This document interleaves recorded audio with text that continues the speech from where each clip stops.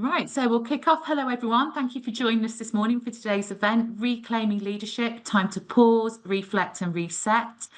For anyone who's joined us a little bit later on, you'll see in the chat that we've asked a question about music. So please engage with that question. All will become clear as we move through the panel discussion as to why we're talking about music today. So my name is Gemma Edwards, and alongside my colleagues Jo and Sarah, we make up the Client Manager Workforce Skills Development team at City and Guilds.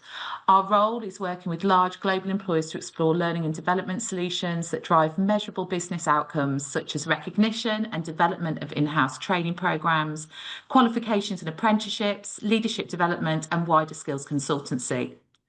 We also support the City and Guilds employer community, a part of which is our calendar of focused monthly skills events, of which today is one of those. So we'll be sure in our follow-up from today's event to share details of what we've got planned for the remainder of this year and heading into next year. And we're delighted to have all of you join us on those events throughout the year. Today, before we head into our panel discussion, I wanted to give a brief introduction to City and Guilds and the role we play in the skills landscape. And before we move on to today's topic, Reclaiming Leadership, Time to Pause, Reflect and Reset, my colleague Jo will be leading today's panel discussion, and we're delighted to be joined by our colleagues Caroline and Andy from the Oxford Group, and Will Tasho, Executive Coach and former Head of Global Talent, and Denise Alexander, Global Head of Learning Design and Organisational Structure, who will be joining us on the panel today. And we're sure to leave plenty of time for questions at the end before our reflections and close. Any questions, our colleagues Natasha and Lam from the City and Guilds Foundation will be monitoring the chat function. So please add in any questions throughout the session that you may have, and we'll be sure to feed those back in. And can we just ask just that microphones are on mute, and just to help with bandwidth throughout the session, that cameras are also turned off as well. So City and Guilds. So City and Guilds is an organisation with 145 years of heritage in shaping the UK skills landscape. Our purpose has always been clear: to help people, organisations and economies thrive through skills. One of the things that sets City and Guilds apart is that we hold a Royal Charter, which was granted a long time ago, back in 1900. And this isn't just a historical detail, it's a mark of trust, credibility and long-standing commitment to public good. For our clients, it means that we're an organisation that's recognised at the highest level for its integrity, quality and impact. And the Royal Charter ensures that City and Guilds operates with a clear purpose: to advance education and training for the benefit of individuals, businesses and society. Part of our purpose is the City and Guilds Foundation. The City and Guilds Foundation drives meaningful social change by supporting people who face barriers to employment, focusing time and investment where it creates the greatest impact, building inclusive opportunities and promoting skills development and celebrating excellence. So through social investment, awards and advocacy, we help employers connect purpose with performance to create lasting change. And the Foundation is also committed to celebrating investment in skills and impactful training. And they do this through the Princess Royal Training Awards, which are granted by Her Royal Highness the Princess Royal. These awards celebrate employers delivering training that drives real business results. They're free to enter, they're open to all sectors, and they recognise programmes that are strategic, effective and proven to boost performance. We've entered our 10th year of the awards this year and have honoured over 400 organisations, showcasing how great training fuels success and connects you with a network of excellence. And we're really delighted to have so many of the alumni joining us online today. So welcome. So how does City and Guilds support employers? We work alongside industry, supporting employers like many of you online with us this morning to build capable, confident workforces, from apprenticeships and technical training to leadership development and digital credentials. Our focus is on real-world skills that drive business performance. As a global skills partner of choice, we're driven by a deep-rooted commitment to equipping people and businesses with the capabilities they need to thrive. Our portfolio spans a range of specialist solutions, including assessments and awards, so recognising achievement and validating skills across sectors, technical training, delivering hands-on industry-relevant learning that builds practical expertise, and leadership development solutions, so empowering leaders at every level to drive performance and transformation. The Sittingills portfolio is enabled by some of the market's most trusted specialist brands, being Sittingills Training, ILM, and the Oxford Group, who we are delighted to be joined by today, each bringing expertise and innovation to our solutions. And finally, as I mentioned on the previous slide, of course, the Sittingills Foundation, our social impact arm, supporting inclusive employment and celebrating skills excellence. Together, these parts of our business help employers attract, develop, and retain talent, driving performance through skills. So just before we go on to our panel, we just wanted to highlight some of the ways we work and who we work with. And we're proud to work globally with large global organisations across their skills strategies. And here are some of the examples of our current partnerships and how they're using specifically our Assured Recognition Service to recognise skills and training across their workforce. And we would always welcome a conversation with anyone joining us today to talk about your own skills projects. Next slide, please, Lan.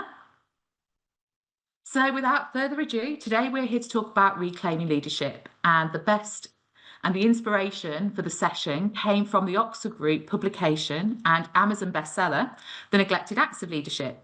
And to explore this further through today's discussion, I'm now going to hand you over to my colleague, Jo Bell, who will introduce our panel guests and lead us in today's discussion.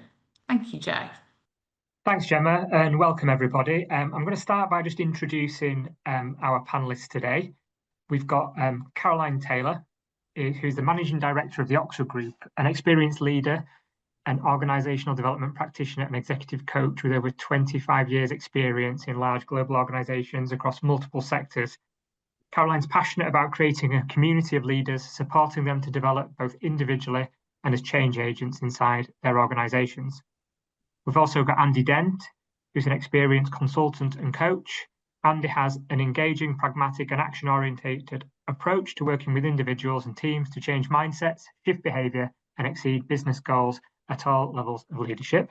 So Caroline and Andy are our colleagues at the Oxford Group, but we're also really pleased to have Denise Alexander, who is the Global Head of Learning, Design and Organisational Structure at S3 PLC, where she leads a dynamic team of curriculum leads dedicated to enhancing the performance and success of S3 employees.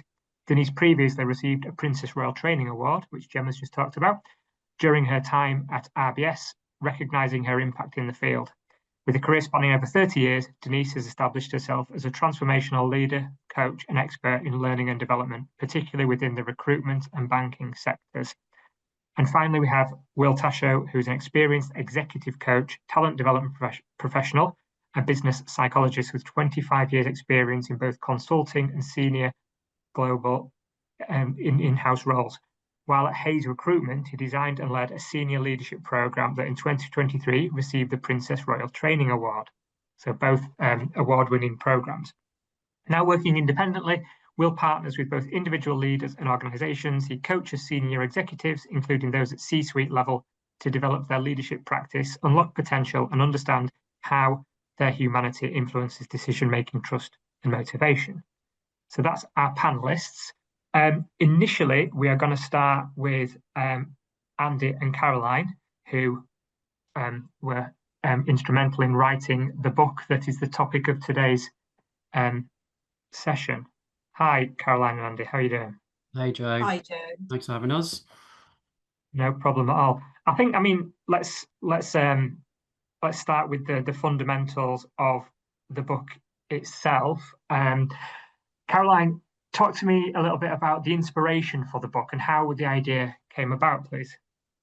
Yeah, sure. So, morning, everyone. Really great to be with you this morning. So, how it came about, I guess we work with hundreds and thousands of leaders every year at the Oxford Group. And 2 years ago, we hosted a lunchtime session for leaders like yourself, where we were kind of exploring some of our observations that had come to light. And these were things, we were identifying things that were important, and we all know are important, but things that often get pushed aside. We were noticing that leaders were working harder than ever. They were working at a real pace and intensity. And I think over the last 2 years, we've felt that kind of pace and intensity hasn't let up any. In fact, things have become more complex, more fragmented, expectations are rising, data overload, the volatile world that we're living in. So we were just feeling that this was something that was really impacting on leaders and leadership. So we kind of boiled this down essentially to 3 fundamental neglected acts of leadership. So thinking time, trust building, and time for self. And so that's what the book was all about, really. We wanted to shine a light on these neglected acts and to really normalize the fact that it's kind of okay that sometimes these are neglected, but we want to support leaders to get them back, because this is not about them being neglectful as leaders, but it is about just shining a light on some of these fundamental things that really turn the dial on leadership. Fantastic. Thank you, Caroline. And Andy, how about the tensions within that? Yeah, thanks, Joe, and welcome to everybody on the webinar today. So I guess building on what Caroline had shared, in all of our work that we do with leaders, with clients, with organizations, we know that leaders know and are aware of and want to connect more, build more trust with their people. They definitely want to get to a deeper level of thinking, of reflection, of strategic thinking beyond just being stuck in that kind of BAU all the time. And we also know that many leaders also want to feel like they're nourishing themselves, and they're creating the conditions for themselves to be there, to show up as best as they can be as a leader, but also not to trundle through the door at the end of the day as a frazzled husk of themselves. So we know we're pushing against an open door, but what we also know is that things get in the way. And what we wanted to do in the book was be real and acknowledge some of the really clear tensions that arise in these acts, which is why they're neglected, not because people are neglectful, just because it's tricky and we are pulled in different directions. So in the book, we go into a reasonable amount of depth on these tensions, and I'm just going to share a few highlights for you as a bit of a teaser, and you may well spot and recognize some of these in yourself or the leaders that you're working with. So in time to think, we've got the to think or to do tension. You know, the question as a leader is, where do I add my highest value? What's my primary purpose?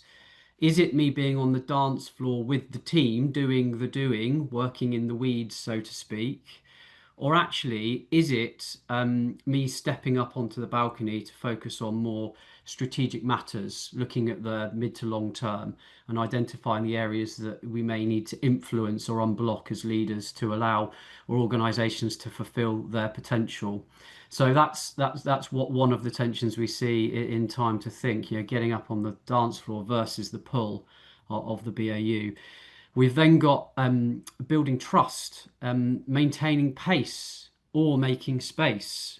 The pull between the need to get stuff done and achieved, often at the expense of making time, you know, real time to connect more deeply with our people or our stakeholders. And to quote Stephen Covey, which is I often do, that whole fast is slow with people and needing to be more consciously aware of creating space for connection. Otherwise, it probably isn't going to happen. And then the last example that we'll kind of throw forward is in that neglect of self piece, which is the guilt factor. How can I justify making or taking time out for myself, even if it's just a short walk between meetings, when there's just so many other priorities at play? You know, that whole, shouldn't a leader just be resilient and be able to deal with this? Are some of the kind of common myths. And our reason for shining a light on these things is to normalize them to an extent so that people can pause, notice and choose if this is the best way to lead. And we know that that's really complex and will be very personal to one another. So that's a bit about the tensions, Joe. Thanks, Andy. Really fascinating stuff. Let's assume that not everybody on the call has had a chance to read the book yet, but you know it is available on Amazon, and we'll tell you a little bit about how you can get hold of it later. So can we dive a little bit into what the 3 acts actually are and a little bit more about the detail of those? Yeah, sure. So I'll pick up thinking time, and just before I go there, Joe, because we put in the chat the question about music, so I thought it might be helpful just to say why we were looking at this through the lens of music, really. Yeah. So I guess music gave us a way of just exploring this in a bit more of an imaginative and creative way. It was really important to us that we weren't sort of holding up specific leaders as role models, for example, because we know that as leaders we are all infallible. So we wanted to use music as a way to just showcase some examples of each of the three leadership neglected acts. And we were hoping that that would really sort of connect and resonate with our readers. And as three authors, we are really passionate about music, and Katrina is not with us today. She is particularly passionate about Bowie. So to have a book and not have him in it would have been remiss of us. So that's why the music theme. So we hope that readers enjoy that.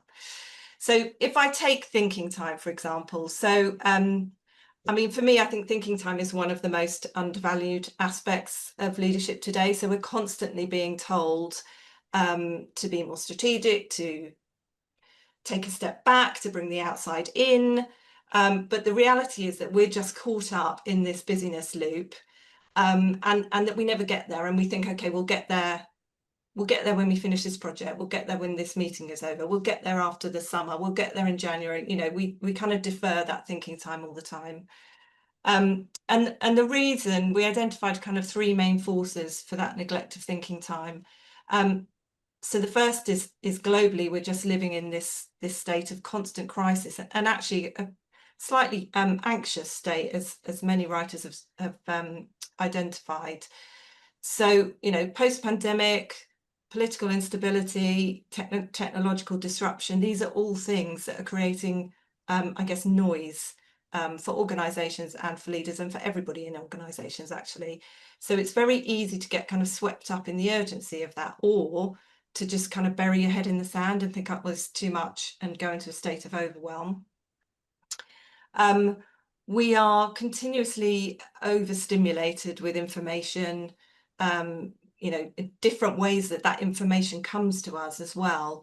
And so it can be very easy to fall into that sort of anxiety distraction loop. So one author, Judd Brewer, refers to it as an anxiety distraction loop. So where we seek relief in social media, and it may be other things that we become anxious.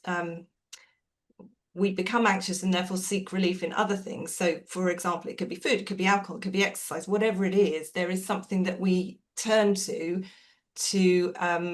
I guess, distract ourselves from that level of anxiety. And then organisationally, we just know that the pace of work has really shifted post-COVID. Microsoft reported 153% increase just in the number of meetings. And I think we've all experienced that feeling of kind of back-to-back meetings where we're gathering more and more things that kind of we know we need to do, but without the time to be able to do them.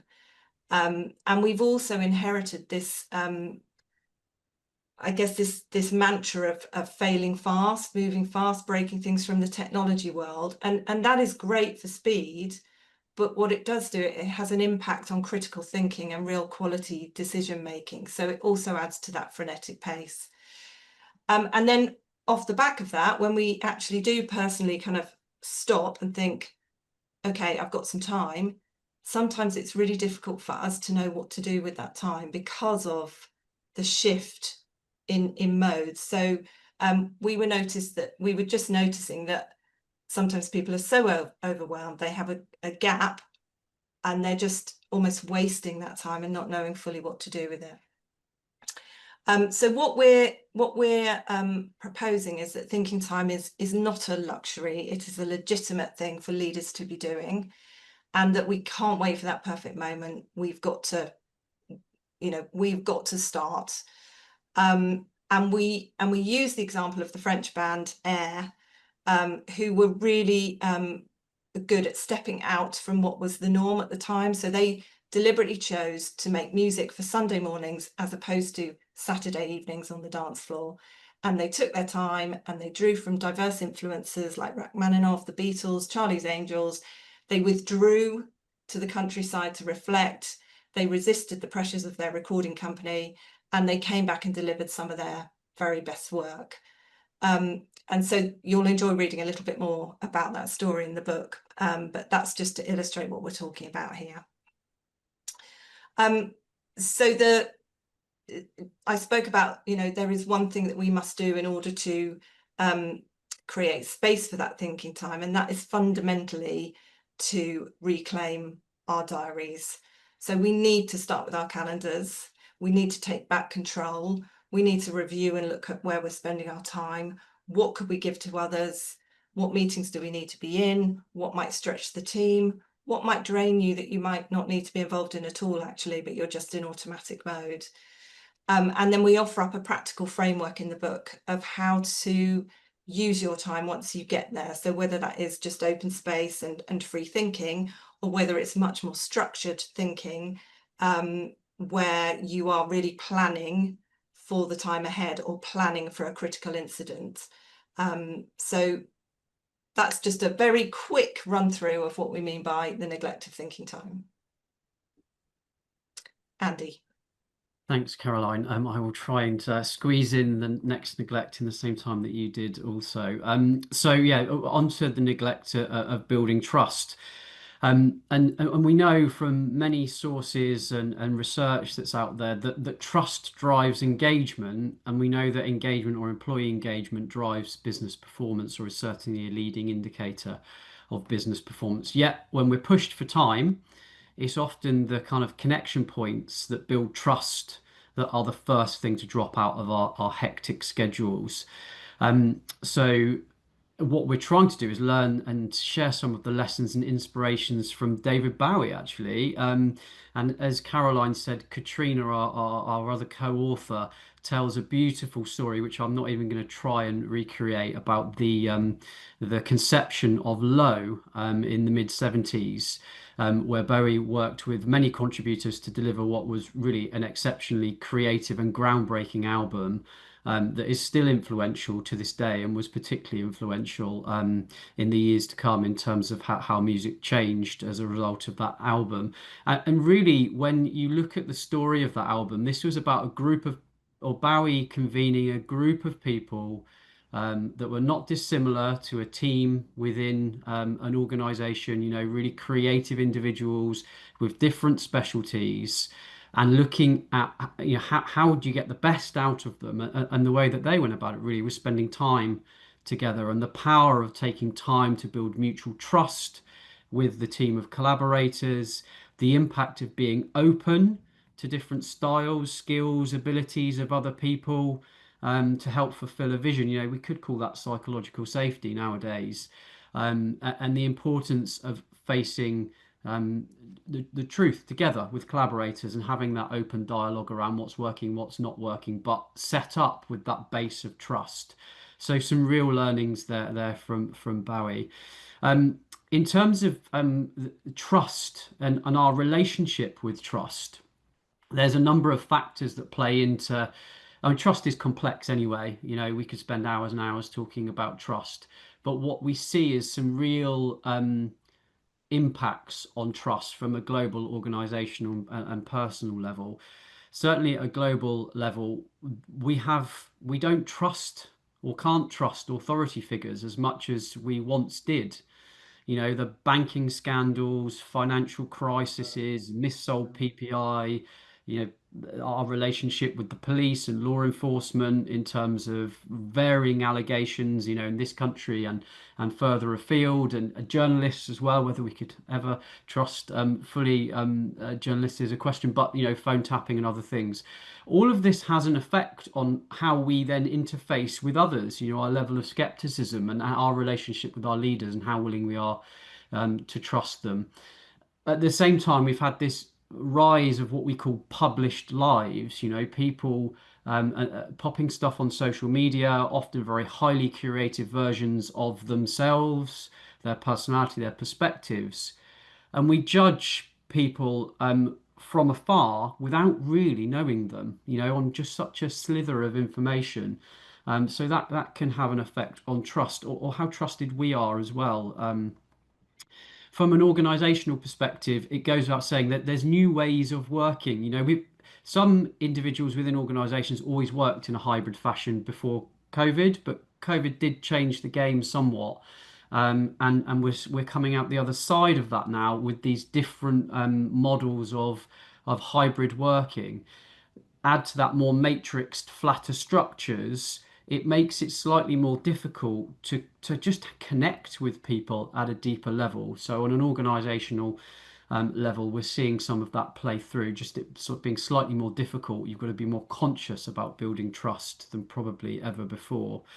From a personal perspective as well, we've got the uncertainty about offence. There's a bit of a paradox at the moment around freedom of speech being prized, but actually the likelihood of causing offence certainly seems higher than ever before as well. And leaders are nervous about what they can say, what they can't say. One term taken out of context, and leaders are not wanting to break the trust of their people, and they want to connect deeply. But we are, on probably walking on eggshells, if you're allowed to say that anymore.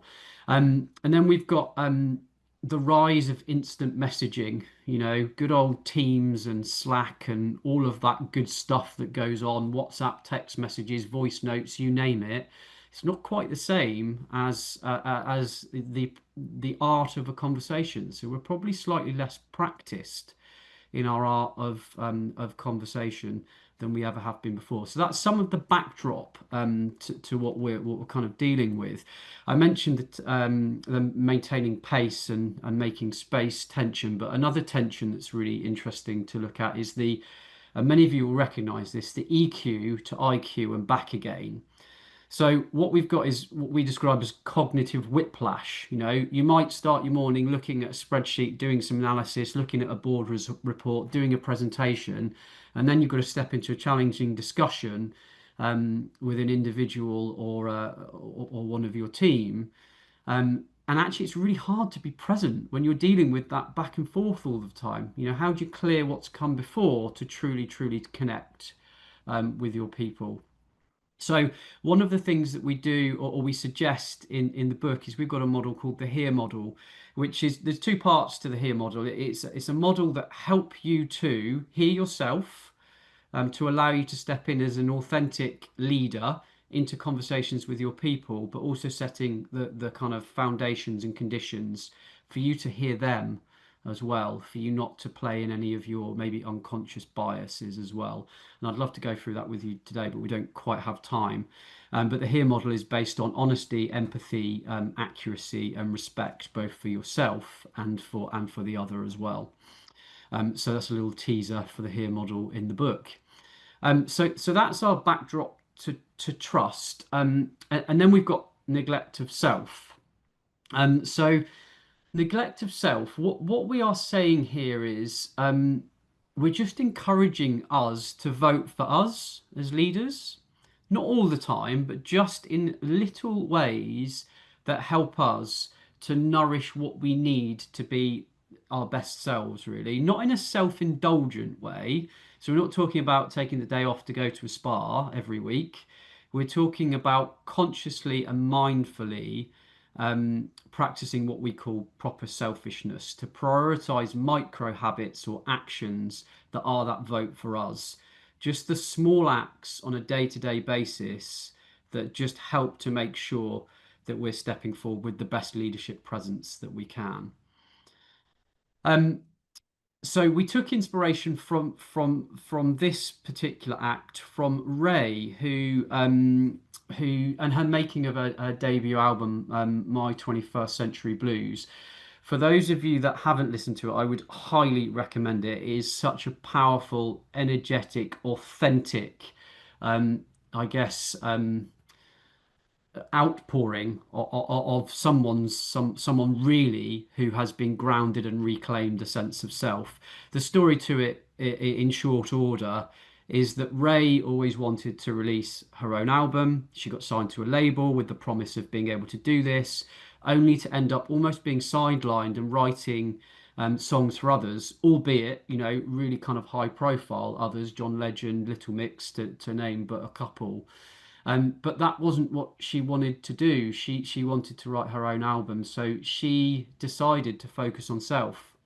She went independent, and within a year wrote and produced and released My 21st Century Blues, which was an absolute smash hit in many, many ways. So by her taking that vote for herself and creating those conditions, you can see what great work can come from that. So that was our inspiration for that one. The backdrop to self and I guess if we need it, a call to arms for as to why we should. There was an article in New York Times in 2021 exploring a term called languishing. And this really hit us because it kind of brought to life what a lot of our coachees and senior leaders, the themes that were chiming in conversations that we were having. And languishing, it is a state of stagnation, emptiness, muddling through, or looking at life through a foggy windshield, which I'm sure we can agree is not how we all want to be living our lives. So, you know, it's defined as the void between depression, which is a pathological mental health condition, and flourishing, which is us living fulfilled lives, you know, safe, happy, surrounded by purpose, doing what we love, and all of that good stuff. So it's somewhere in the middle of that. And I don't know about you, but I'd far rather be nearer to the flourishing than to the other end of the scale. So it's a call to arms to try and move from languishing just by doing some small things on a day-to-day basis. The backdrop to some of this is the rise of wellness or not. I was absolutely staggered when we did the research for the book, and this will have moved on since, but probably 18 months or so ago, the amount of money that we spend globally on wellness, so health apps, fitness, nutrition, mindfulness, gym memberships, is $1.5 trillion and is expected to grow at a rate of 5 to 10% in the coming years. That is a staggering amount of money, yet it's all kind of cleverly kind of marked out and marketed to make us feel like we're not doing enough or we should be achieving even more. But when you look at it, probably people feel less well than ever, certainly from all the stats that are coming out around mental health challenges that we're facing around the globe. So despite all of this money we're spending on things aren't still happening. And what we're saying here is just the micro choices make a big difference rather than the big stuff, really. Hybrid we've talked about. There's this blurred line between work and home. How do we know when work actually stops anymore?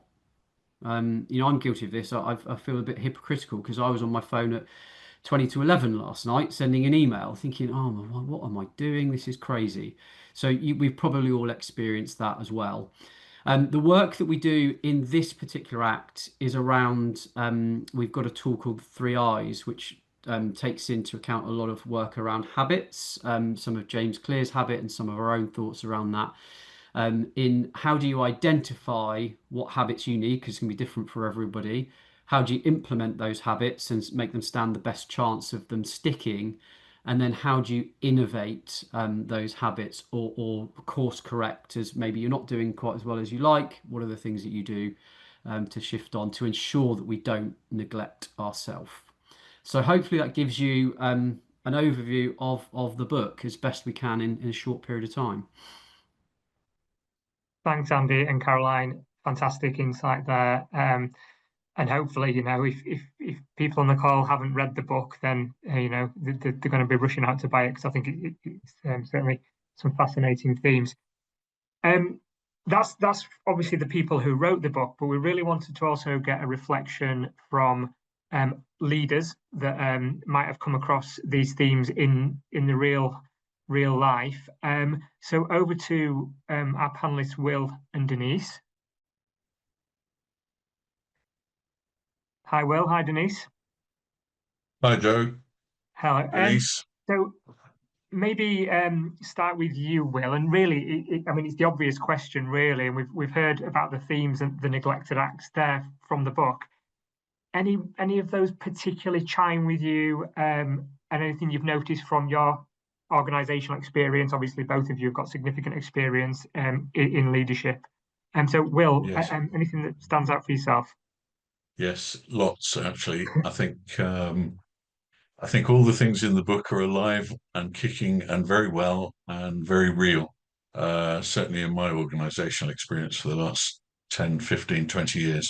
I think it's very interesting to bring it into the present day.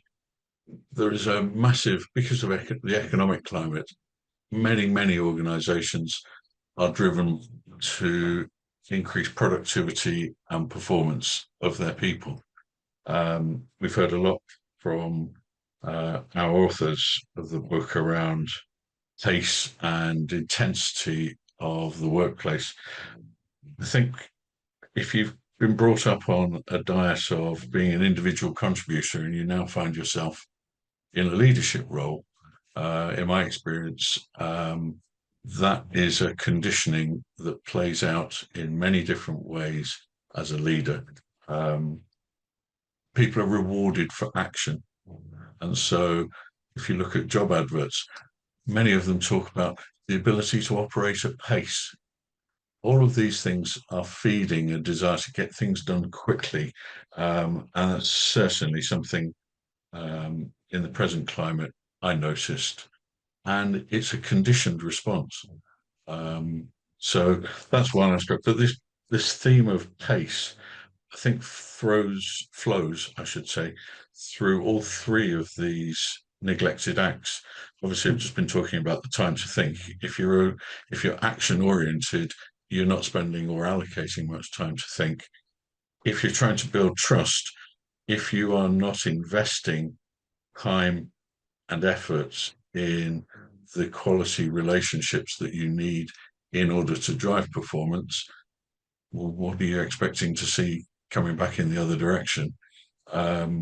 Trust is, of course, a two-way street. So, and also we tend to, I agree, it's related to psychological safety. As Andy said, I think we tend to put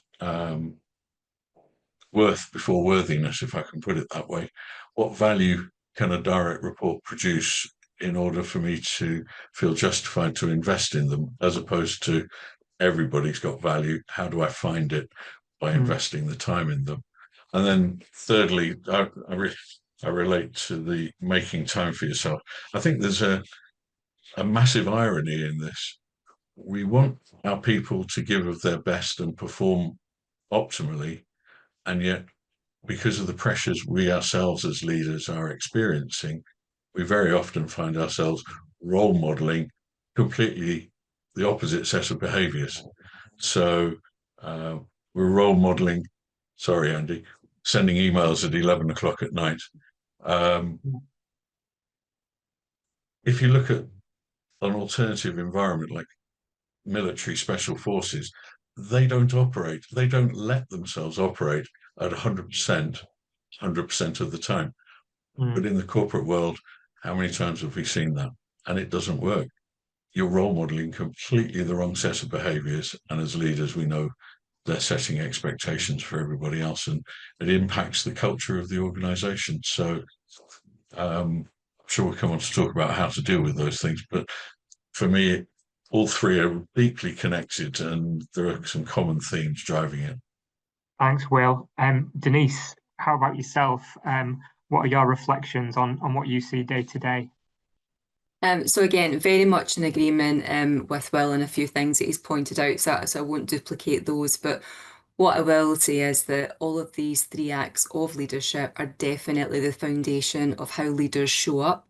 And I think each of them, come through, and our people will experience them as each one is dictated there. So I had on reflection from the book itself, I think what I wanted to say was the musical link, I think, makes it easier, I think, for us to, listen to those analogies, stories, and then bring it into the real life and practice. But if I do think about particularly the organisation that I'm with at the moment, income generation and the pressures of that are really high just now. We have the other side where, we have to reduce costs and think about what that means. But when we really think about the beauty of thinking time and how that really impacts solid decision making, being sacrificed actually because of these short-term goals and fixes. Trust, another one, as Will rightly said, it's continuous. People are our success. We have to invest in them, but that takes time. And then self-care, all that about, the setting of boundaries, thinking about your working week and your hours. And again, I'll repeat, role model. If we are not seen to do that, then our guys below us feel that there's an expectation for them. But very similar, but hopefully that's added a wee bit of a different perspective. Thanks, Denise. And just staying with you then for, I mean, this is the tough bit is how do we go about addressing some of this? Role modeling's all well and good as a leader, but you're a product of the environment that you're within. And Will mentioned culture change, and Gemma and I work with a lot of organisations trying to implement culture change, but it's not a switch that you can flick. No. So Denise, is there anything that you've tried in your organisations to try and address some of these challenges? Absolutely, absolutely. And for me, it is those sustainable practices. Andy did mention the forming of habits, and being able to help people think about their working week. Yes, we do need to be agile in our thinking, and there's pressures that'll take us towards different things, but really taking the time to think about your operating rhythm, what's in there, what's in the week, what are the things that need to happen, but actually where is that time for you, on both counts of thinking time and for self-care. And I think from a trust perspective, these challenges can be addressed through things like the well-being check-ins, the one-to-ones, really thinking about how we embed them in our onboarding of people, our coaching. And one of the key things for me is the time and how we question and support people through their performance reviews and things. So for me, there's almost a list of things, Joe, that you can, look at, but you can't do one without the other. It's got to be the combination. And you're absolutely right. Culture changes, it's incredible. It's massive. If we all had the answer to that, we would be worth a fortune. But it is a journey. And I think there's a lot of key things that we can focus on that really helps those 3 acts of leadership. Thanks, Denise. And Will, anything that you've attempted or that you would advise the organisations you work with to address some of these challenges? Just pick up on the taking time to think, for example. Andy mentioned the stuff around habit change. Persuading a very busy leader that they can take just even an hour a week out of their diary just to sit and think, to leave the office, to turn their technology off and go for a walk and just think. Wow. Persuading them to carve that time out. I've lost count of the number of conversations. So for me, as a psychologist, I'm thinking, what's the behavioral reward that they can derive from spending that time? And the moment they see a benefit, they're hooked, is my experience, and they'll do more and more. I think getting people to think about what meetings they're joining, how frequently, with whom, to what purpose, and all of that in the context of, given their role, doing only what they can do, as a phrase to keep uppermost in mind. Because why have a team? Why have a dog and bark yourself? And it's actually described really nicely in the book, using the music analogy of being in a club. And are you on the dance floor helping, or are you actually on the balcony watching everybody else dance whilst you're spending time doing only what you can do as a leader? The stuff that people on the dance floor can't possibly go and do. That was one thought that crossed my mind. This point about trust, it's investment of time, in my experience. And first of all, there's lots of stuff written about psychological safety. For me, it all starts with inclusion safety. Do you actually genuinely include people, or what biases are you playing out and pushing people who have value to one side? And I think Denise has already talked about what are we role modeling in terms of personal care, and this idea of being kind to yourself. Wow. Well, if you're not kind to yourself, why should anybody else? So yeah, there's plenty that we can do and have implemented, and it does work. It just requires investment of effort and time by the people doing the coaching or the training. Fantastic. Thank you. There may be more questions to come from the audience, but in the interest of time, I know we did promise an opportunity for our audience to ask questions. So if we just have a think about if you've got any questions for any of the four panelists that you've heard today, whether it's the book authors or Will and Denise, please do type them in to the chat function. I'm going to hand over to Natasha to see if we've got any questions that we need to raise initially, and then Gemma to pick up from here. Thanks, Joe. Yeah, we've just had 2 questions posted in the chat. The first one being, how can team leaders / middle managers create a space that recognizes and supports everyday, often overlooked forms of leadership?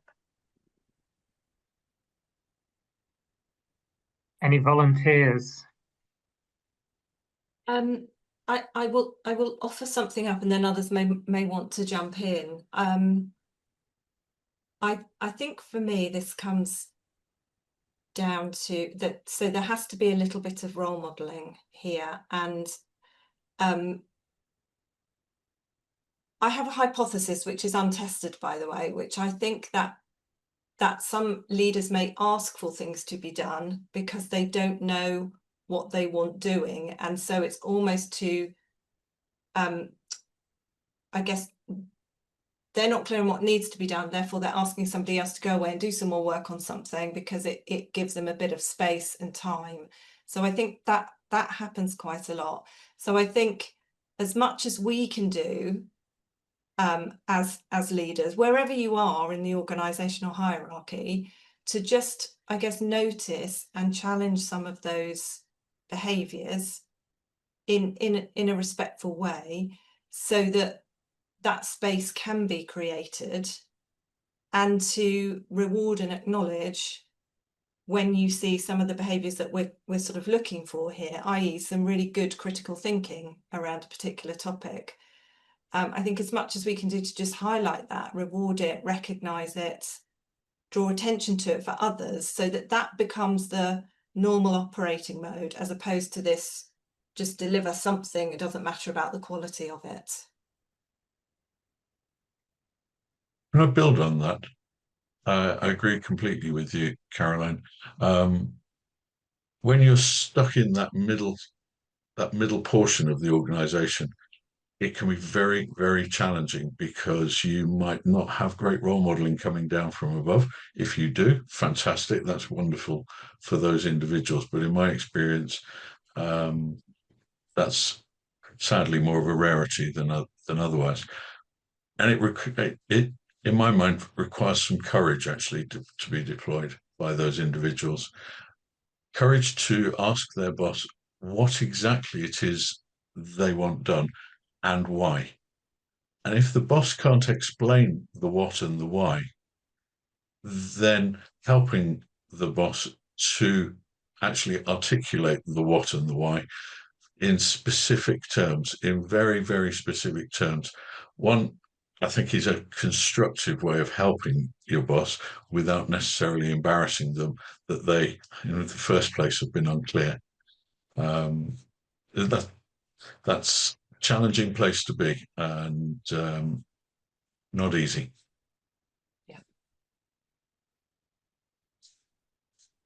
Yeah, I think I completely agree. The squeeze middle is a tough place to be, because you're trying to nurture your team to do the best work that they can, whilst also having the pressure of the organization and touching on that kind of strategic side of things as well. I think wherever possible, on an organizational level, great if we can get that, but more difficult to achieve. But certainly on an individual leadership level, if you can provide the permission for your people to take the time to do the things that make the biggest difference. And I think, to your point earlier, Will, getting people to think about the upside And everything we talk about in the book is evidence-based. We've got hundreds and hundreds of references. And I think deep down people know that, but connecting with that on a day-to-day basis is sometimes difficult. So making people aware of, the upside of doing these things that might be slightly different and what it will do in the longer term for the organization, and then creating the permission for them to do it, which is easier said than done, I know, but that would be my build on what others have shared. We've probably got a couple more minutes, Natasha, if there's any other questions that have jumped out. Yeah, just one last one, which is, how do you think different generations view self-care and personal boundaries, and how does that shape their leadership style? I'm going to say something very quickly and give someone else space to talk as well. I think so a lot of the generational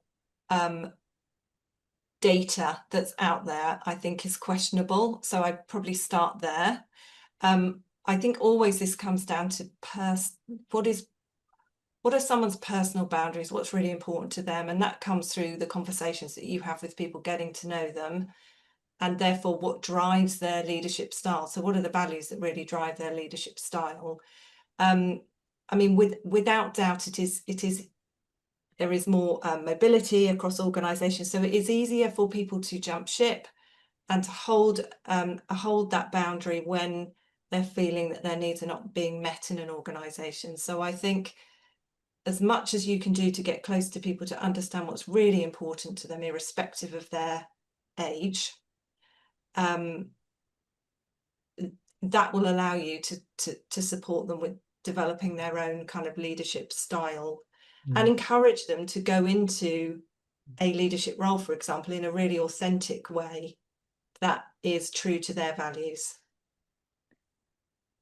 And there's kind of a similar question been posed by Renee around fatalism among young people, around, what's the point? I can't afford a house anyway. Has anybody got any comments on that before we pass back to Gemma for the wrap? That speaks, in my head, what immediately sprang to mind was that speaks to people's intrinsic motivation, what drives them as people from the nature of the work they're doing. So there's a really easy model around this, which talks about giving people competency, then giving them the autonomy to go and do something with that training, all wrapped up in a sense of belonging created by the relationship with their boss. So we're back to the themes in the book of relationship and role modeling how you spend your time as a leader, and giving the people that work for you enough time so that they build a sense of belonging to you as the leader. Because the old adage of people leave leaders is still, I think, largely true. Absolutely. Yeah, it reminds me the kind of term that's been on the rise around quiet quitting. That kind of people are in our organisations, but they're not giving that level of discretion or effort. And some of what Renee shared is certainly a factor within that. Not to go back to the book again too much, but I'm going to anyway. But those themes around you taking the space to think about what your team needs, firstly, to engage with them and understand them, as Caroline pointed to, but also being able to be yourself. If you look after yourself first, you're more well equipped to look after others as well. So I think that there is some play through to that question as well, albeit it is nuanced. Thanks. I think that's probably all the time we have for questions. Now, obviously, you will get our contact details and we will happily follow up with any other burning questions, but maybe if we can bring the slides back up and back over to Gemma. Thanks, Joe. And thank you, Caroline, Andy, Will, Denise, for your contribution to the panel. It's been so interesting. I'm going to whiz through, but we will share these slides, so you'll be able to go through all of this at your own pace. Anyone who's interested in purchasing a copy of the book, we have the details on where you can do that. And on the next slide, Lan. Thank Thank you. I know I've mentioned our employer community, but we have another event coming up in October for anyone within your organisation that has a focus on apprenticeships. There's lots of change being proposed around policy and funding, and we have an update in October on that. And we do provide a monthly newsletter to anyone who's involved in our employer community that goes through all of our events, skills insights, and any new policy announcements that are coming through in the world of skills. So we will keep in touch and hopefully see you at our next events. And then finally, on the last slide, Lan, thank you. We have got on next Wednesday, 17th of September, we will be launching the Neurodiversity Index survey that will help inform the 2026 report. This will be the 4th year the Sitting Girls Foundation has worked in partnership with Professor Amanda Kirby on this important research. And if you are an employer exploring how to embed neuro-inclusive practice in your organisation, please join us to hear what we've been working on over the past few years and discover how you can get involved, contribute and learn in this 4th year of the report. So just finally, thank you everyone for joining us today. We hope to see you at some future events, and we will follow up with all the information from today and a recording for anyone who couldn't join us live. So thank you and have a fantastic rest of your day.